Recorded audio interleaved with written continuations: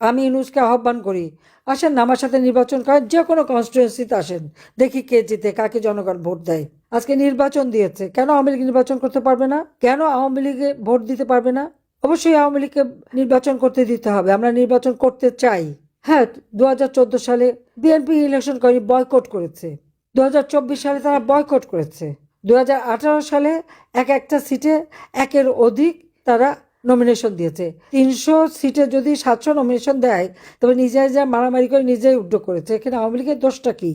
কিন্তু 18 সালের নির্বাচন নিয়ে সেটাকে বিতর্কিত করে, এটা তো ইউনূসের মেটিকুলাস ডিজাইনের অংশ। সব তথ্য বেরোচ্ছে এখন। আজকে আমি বলবো যে আমাদের কৃষক, শ্রমিক, ছাত্র জনতা, মেহনতি মানুষ, নারী সমাজ, সকলে যে যেখানে আছেন সবাইকে ঐক্যবদ্ধ হতে হবে। এটা কোনো নির্বাচন হচ্ছে না, এটা নির্বাচনের একটা খেলা। এখান থেকে কোনো জনগণের ম্যান্ডেট আসবে না। নির্বাচন নামে একটা প্রহসন হচ্ছে, যেখানে আওয়ামী লীগ অংশগ্রহণ করতে পারে না, সেটাখানে আবার নির্বাচন কিসের?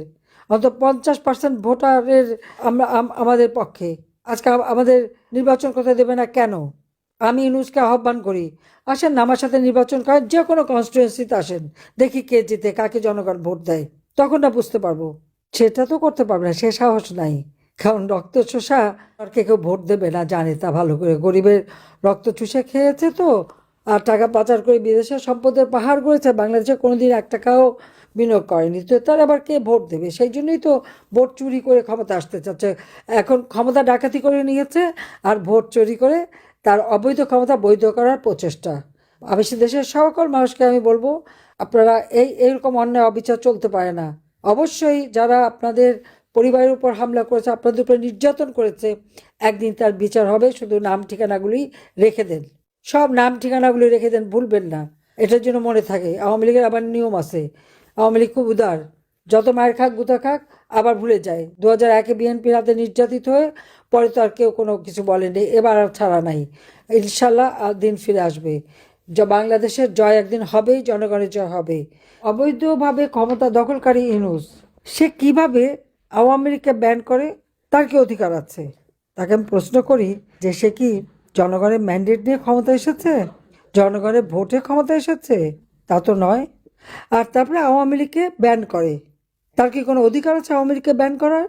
তার কি কোনো অধিকার আছে যে আওয়ামী লীগের কেউ ভোট দিতে পারবে না বা নির্বাচনে অংশগ্রহণ করতে পারবে না? কেন পারবে না? সেটাই আমার প্রশ্ন। এই লাশের উপর পাড়া দিয়েই তো ডক্টর মোহাম্মদ ইউনূস ক্ষমতাটা দখল করেছে, এটা কারো ভুললে চলবে না। কোটা আন্দোলন, কোটা তো আমি বাতিল করে দিয়েছিলাম, কোটা তো ছিল না। তারপর ছাত্রদের সব দাবি মেনে নেওয়া হলো। যেই সব দাবি মানা হলো, তখন আসলো কি? 9 দফা। আচ্ছা, 9 দফাও যখন মানলাম, তখন আসলো 1 দফা। আমি তো আগেই সকলকে সতর্ক করেছিলাম যে আন্দোলন কোনো ছাত্রদের আন্দোলন না, কোটা আন্দোলন না, এটা হলো সরকার উৎখাতের আন্দোলন। ডক্টর ইউনূস গ্রামীণ ব্যাংকটাকে পেয়েছিল একটা সোনার ডিম পাড়া হাঁস। এইটা ভাঙিয়ে সব জায়গা থেকে সে টাকা যে কামাই করতো, ওইটাই ছিল তার একটা মানে আমব্রেলা, একটা ছাতার মতো। এটাকে ব্যবহার করে করে সেসব দেশে বিদেশে তার ভালো মানুষের একখানা চেহারা দেখায় দেখায় সেখান থেকে টাকা কামাই করতো এবং অর্থ আত্মসাৎ করতো। তার যে অবৈধভাবে অর্থ উপার্জন, সেটা ঢাকা দিত ওইভাবেই, গ্রামীণ নাম ব্যবহার করে করে। ইউনূস ক্ষমতা আসতে না আসতেই প্রত্যেক কারাগারে যত জঙ্গি, সন্ত্রাসী, খুনি যারা জেলে ছিল, সবাইকে কিন্তু ছেড়ে দিয়েছে। প্রশাসনের আমরা দেখি যে সরকারি কর্মকর্তা, পুলিশ, সেনাবাহিনী, সশস্ত্র বাহিনীর সদস্য, সবার বিরুদ্ধে মামলা।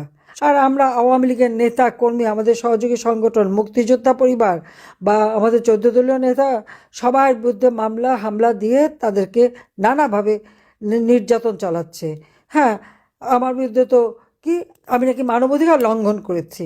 আজকে বাংলাদেশে যে প্রতিদিন হত্যা হচ্ছে, মানুষের জীবন মান কেড়ে নেওয়া হচ্ছে, দ্রব্যমূল্যের ঊর্ধ্ব গতিতে মানুষ দিশেহারা, মানুষের ঘর বাড়ি জ্বালিয়ে পুড়িয়ে ছারখার করে দিচ্ছে, ওগুলি কি মানবতা রক্ষা করা?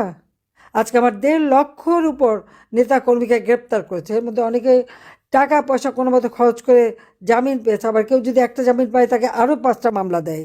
কাজে এর হাত থেকে দেশকে রক্ষা করতে হবে, মানুষকে রক্ষা করতে হবে। আমি জানি আমাদের নেতা কর্মীদের উপর যে অকথ্য অত্যাচার চলছে, যার জন্য মানুষ দিশেহারা। আমি তো দেশ ছেড়ে আসতে চাইনি। আমি ভেবেছিলাম ঠিক আছে, আমার বিরুদ্ধে এত আন্দোলন, আমি টুঙ্গিপাড়া চলে যাব। কিন্তু আমাকে তো একেবারে মানে আমি প্রধানমন্ত্রী হিসেবেই নিয়ে এসে আমাকে দিয়ে গেল। হ্যাঁ, আমি দেশে ফিরবো, নিশ্চয়ই ফিরবো। ইউনুস ভেবেছে কি 1 মাঘে শীত যায় না? আর আমি তো আছি, যত দূরেই থাকি আমার মনটা আপনাদের মাঝেই আছে। আপনারা ভালো থাকেন, সুস্থ থাকেন। দেখা হবে খুব শীঘ্রই। খোদা হাফেজ। জয় বাংলা, জয় বঙ্গবন্ধু। বাংলাদেশ চিরজীবী হোক।